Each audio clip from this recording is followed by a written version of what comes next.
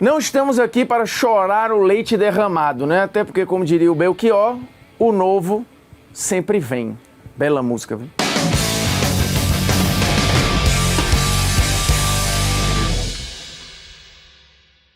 Fala, moçada, beleza? Ó, polêmicas vazias na área, convidando você o quê? A olhar pra frente, a mirar o horizonte e a curtir o que está por vir.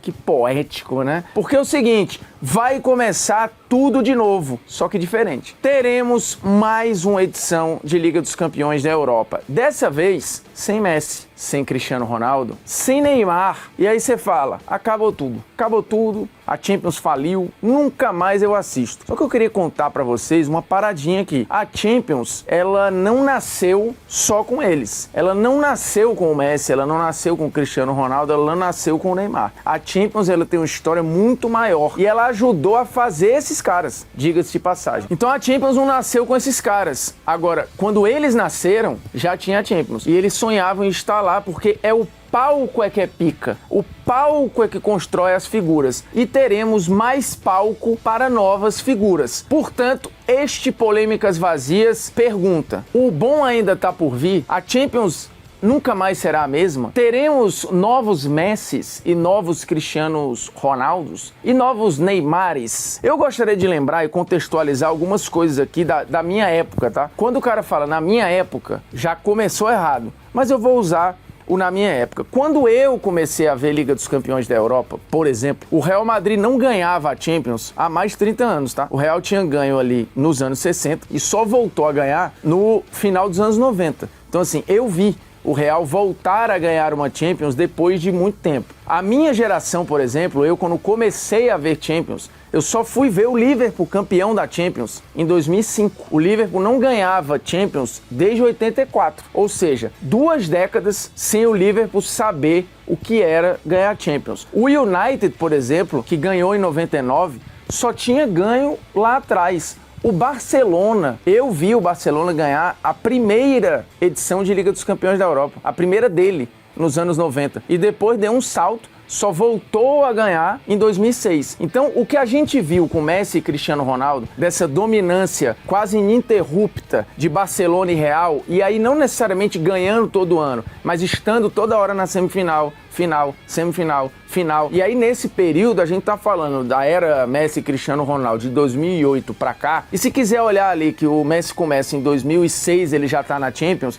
de lá pra cá você tá falando de 9 títulos da mesma galera, né? 10 títulos da mesma galera, é isso? 2006, 2009, 2011, 2014, 2015, 2016, 2017, 2018, 2022. É a mesma galera dominando. Essa dominância de Real e Barcelona, ela é fora da curva. A dominância na artilharia de Messi e de Cristiano Ronaldo é fora da curva. Lembrando, o Cristiano Ronaldo foi artilheiro seguidamente de edições de Liga dos Campeões da Europa, assim, 7 vezes, 4, 5 vezes seguida. O Messi é a mesma coisa. Então, assim, isso não é normal. O que a gente viu não é normal. A Champions, ela vai para além disso. Como eu disse aqui, o Liverpool ficou 2 décadas sem ganhar Champions. O Real ficou mais de 30 anos sem ganhar Champions. O Barcelona só foi ganhar a primeira dele no começo dos anos 90. Então, assim, o mundo não começou com o Messi e com o Cristiano Ronaldo. O que a gente viu foi uma coisa anormal. A gente viu um fenômeno. A tendência agora é que a Champions volte ao normal. E o que é voltar ao normal? É ter alternância de poder. É um artilheiro num ano, outro artilheiro no outro ano, um campeão num ano, um campeão no outro ano, o melhor jogador de um ano e daqui a pouco em outro ano tem um outro melhor. Se a gente for olhar desde que Messi e Cristiano saíram do auge, a gente já viu uma Champions em que teve o Bayern dominante, depois o Real dominante, já com o Benzema dividindo o protagonismo com o Vini. Aí você teve em determinado momento o Liverpool campeão.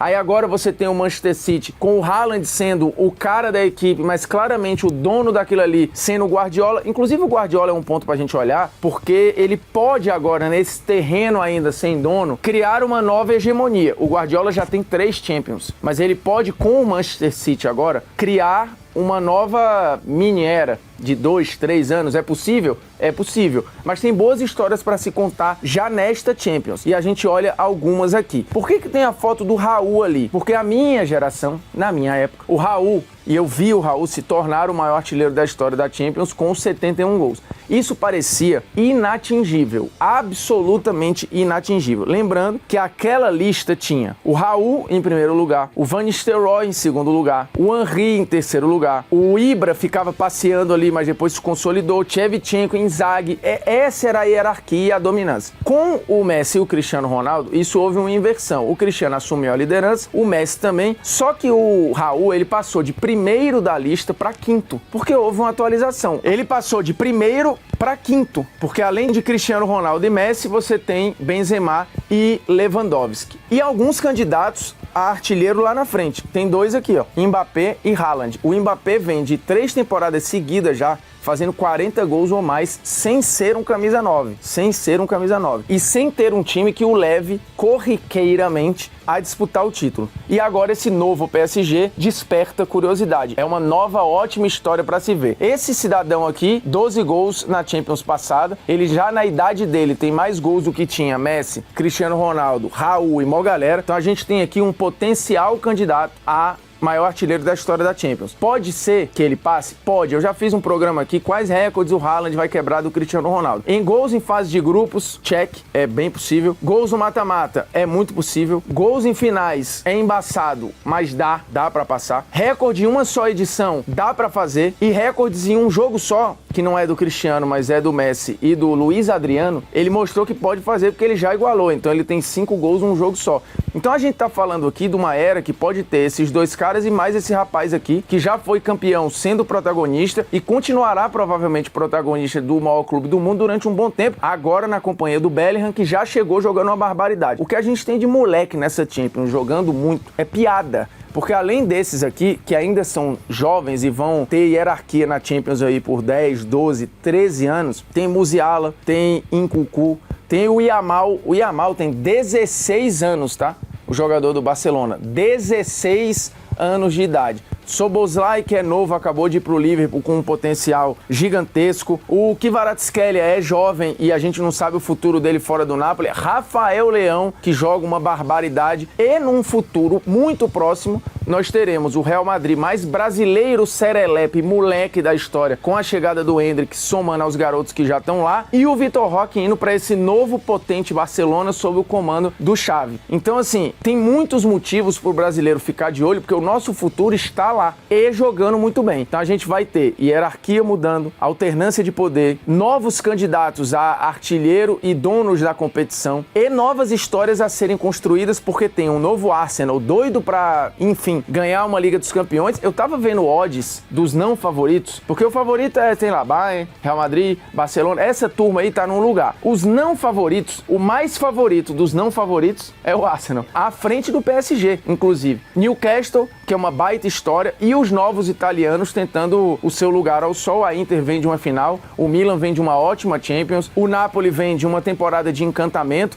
Então você tem vários desenhos aqui. Esse Benfica, que é super interessante de ver jogar, perdeu peças, é verdade, como o Gonçalo Ramos, mas contratou outras, no caso do Arthur Cabral, que é outro brasileiro com potencial de seleção. Então tem muita história legal para se contar. E agora, o que eu acho engraçado é, durante um maior tempão, o pessoal ficou, futebol não tem mais graça, só joga Messi e Cristiano Ronaldo, tem uma dominância, porque antigamente você tinha vários candidatos ao melhor do mundo. O cenário que está posto agora é esse, é a volta do novo normal. Que qual é? Vários candidatos a melhor do mundo, vários candidatos a título da Champions, vários candidatos à dominância. Então você tem aí, e um outro detalhe que também é bem importante, a partir de 2024 uma mudança profunda na fórmula de disputa. Ao invés de 32, a gente vai para 36 clubes, acaba a fase de grupos e você tem uma nova primeira fase, que é a chamada fase de liga, né? Com todo mundo enfrentando todo mundo, com mais jogos grandes, com um potencial muito maior de aperto para algumas equipes enormes, e a fórmula de disputa, ao que tudo indica, com os 8 primeiros passando e os outros num mata-mata para buscar mais 8 vagas para o mata-mata. Então o campeão agora vai ter que jogar mais jogos e provavelmente vai jogar jogos mais pesados desde o começo. Então, assim, é uma nova Champions, porém sempre com o mesmo desafio, que é ser o maior clube da Europa, o melhor clube da Europa, o que automaticamente mostra que você é o melhor clube do planeta, com todos esses candidatos aqui. Portanto, tudo que já foi um dia na Champions mudou e vai mudar de novo. Então assim, não existe o roteiro, não é um seriado que acabou. O Walking Dead, Game of Thrones, que acaba. A Champions continua, ela é uma novela eterna, é tipo Chiquititas, né? Ainda tá rolando aí, né? Se botar, tá passando, né? Mulheres de Areia também não acaba nunca. Toda vez que eu boto lá, tá passando na sessão da tarde já pela milésima vez. Então a Champions não acaba. As novas histórias estão aí. Portanto, são novos protagonistas, novos sonhos, mas sempre a mesma Champions. Por falar em sempre, roda a vinheta do Opiniões aí. Seguinte, essa semana o nosso querido Roman Riquelme, ele falou que não jogaria, não saberia se jogaria hoje, porque o futebol de hoje está muito tático e tem pouco futebol e ele está um pouco decepcionado e tal. Aqui tem uma opinião equivocada, porque, beleza que é a opinião dele, mas o Riquelme jogou, é o maior nome da história da Libertadores, você não tem direito a falar porra nenhuma. Eu tenho, porque a PagBet banca esse quadro aqui, então aqui eu posso falar o que eu quiser. E se você quiser apostar lá na Liga dos Campeões, inclusive, já tem lá odds para a artilharia da Champions, por exemplo, algumas apostinhas em longo prazo que são bem interessantes. Aposte com responsabilidade, a partir de R$1 já pode brincar e a partir de 20 você já pode sacar, mas deixe lá só o que você pode perder. O link tá na descrição do vídeo. O Riquelme fala que não saberia se jogaria no 4-3-3, como se o 4-3-3 fosse o único esquema de hoje. Não é. Ele pode ser o dominante em algumas equipes, mas não é. O geral, o último relatório da Champions mostra uma variação tática absurda, inclusive do time campeão, que na fase ofensiva não jogava necessariamente, bem longe disso, de um 4-3-3. E teria espaço pro Riquelme, que obviamente teria que fazer adaptações. Ele queria ficar ali flanando em campo sem marcar ninguém, é impossível. Ele teria que correr, como corre o De Bruyne, como corre Toni Kroos, Modric, como qualquer jogador que é armador, não necessariamente um cara tão decisivo quanto o Riquelme foi pro Boca, porque na Europa ele foi mais ou menos, no Barcelona ele foi ok pra baixo e no Villarreal ele teve lá os melhores momentos da vida dele e poderia ter ido para um final de Champions se não é eliminado pelo Arsenal ali com um pênalti que ele perde, diga-se passagem. Então assim, a seleção argentina do Riquelme, em termos de nome, era melhor que a de hoje, mas a de hoje é que foi campeã do mundo e não a dele. Então, assim, eu acho que tem várias coisas que ele fala ali, mas a pior delas é a história de que o futebol piorou, e eu coloquei lá nas minhas redes sociais um vídeo que tem Pelé, Garrincha e Edmundo em épocas diferentes falando a mesma coisa. Nos anos 60, nos anos 80 e nos anos 90. Os três falam, bom era o futebol de antigamente, bom era o futebol de antigamente, bom era o futebol de antigamente. Eu tenho saudade do futebol de antes, eu tenho saudade do futebol de antes, eu tenho saudade do futebol de antes. Porque o futebol de antes era melhor jogado, e a mesma coisa ele repete, eu vou ficar repetindo aqui. O vídeo tá lá nas minhas redes sociais. Portanto, ou tudo era muito bom, ou tudo era muito ruim. Porque as duas coisas não tem como, né? Ou alguém tá errado aí na história. Ou o Pelé tá errado, ou o Garrincha tá errado, ou o Edmundo tá errado, ou o Riquelme tá errado. Na minha visão, os quatro estão errados, porque não existe esse lugar ideal do futebol de antigamente. Porque se a gente for andando pra trás, conforme eles vão falando, a gente vai chegar lá em 1915. E aí, na sua visão, era o futebol ideal, devia ser, mais ou menos pelo meu cálculo ali, em 1926. Vai ser esse futebol ideal, porque você vai andando pra trás, né? Se o Pelé tá dizendo que bom era antes, aí você vai lá no antes, o cara vai dizer que era antes. Aí tu chega no antes, ele vai dizer que era antes. Então esse é um fenômeno social, inclusive, que é o papinho de geração também, né? O cara fala, a geração de hoje é muito mais educada. A geração de hoje não respeita os mais velhos. Aí eu ouvi uma citação do Sócrates, só que não é o Sócrates do Corinthians, não. O Sócrates, o filósofo, de 400 anos antes de Cristo. Aí tem uma citação do Sócrates falando de quê? Da geração. Não, porque os jovens de hoje não respeitam, e o mesmo papo, 400 anos antes de Cristo. É brincadeira, né, meu amigo? Se você não enxergar que o problema tá na gente e não no futebol, como diria meu amigo André Rocha, o futebol não tem culpa se você não soube envelhecer. A culpa é sua. Um dia desse uma figura chegou pra mim falando, não, porque o futebol inglês antigamente era só chutão, e aí hoje a gente copia esses caras, só dá chutão. Aí eu falei, irmão, qual o jogo da Premier League que tu tá assistindo? Sabe o que ele me respondeu? Ele falou, eu que não vejo os jogos sei que a jogada padrão do time do Klopp é dar chutão do Van Dijk pra alguém correr. Ele falou isso. Então um cara que não vê jogo, que mal vê jogo, quer cagar a regra do jogo e dizer bom era antes, quando ele tinha 12 anos de idade, nem tinha boleto pra pagar, passava o dia com o cu sentado no sofá vendo todos os jogos que você imaginar. Realmente o mundo pra esse cara era muito melhor do que é hoje, onde ele provavelmente deve estar frustrado com alguma parada, cheio de boleto pra pagar e sem conseguir pagar o boleto, parcelando o cartão de crédito. Como é que o mundo é bom pra esse cara? Não tem como ser, e óbvio que o futebol não vai ser também. Então a culpa é sua, meu amigo, não é do jogo não. Fiquei foi puto aqui sem ar. O link de PagBet tá aqui no canto, viu? O programa acabou porque eu vou ter um infarto aqui já.